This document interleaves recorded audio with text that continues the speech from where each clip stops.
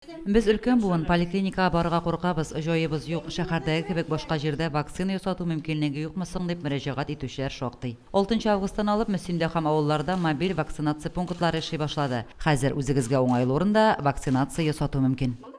Бүгінгі күнде Мөслим районы бойынша 5,5 мең кешегә вакцина ясалды.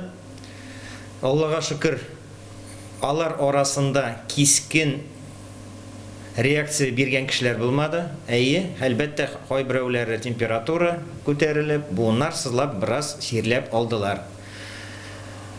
Бу вакцина ясату бик кирәк. Коллектив иммунитет был өчен Мөслим районына тагын 5,000 вакцинация ясарга кирәк. Шуңа күрә кем әле ясатмаган, зинһар өчен килегез, ясатыгыз, вакцина булып тора. Сәламәт булыгыз. 6 август көнне мобиль вакцинация пункты Ташлыяр авылында көндезге сәгать 2дә эшли башлады. Замана ширеннән башка төркатылу юлы юк. Шуны аңлап, райондашларыбыз прививка ясатуга каршы түгелләр. Вакцинацияны ясатырга булдык. Чөнки ел сайын грипптан каршы прививкалар ясатып килдем. Моның чагында и грипп белән чирләгән дә булма. Но бу көндә инде вакцинацияны ясаттык. Ни өчен дигәндә балалар бар, постоянно аралашабыз, оныклар бар. Шуңа күрә инде үзебезнең дә бу көндә чилисеге семья белән барыбыз прививкалар ясаттык.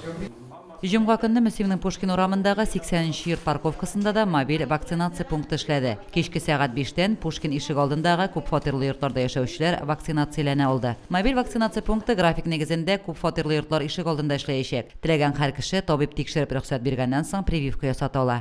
Вакцинация ясатырга теләүчеләр 24440 телефонына шалтыратып хәбәр итә ала. Үзегезне һәм якыннарыгызны саклагыз. Лилия Шәймиева, Динар Нуртдинов, Мөслим телевидениесе.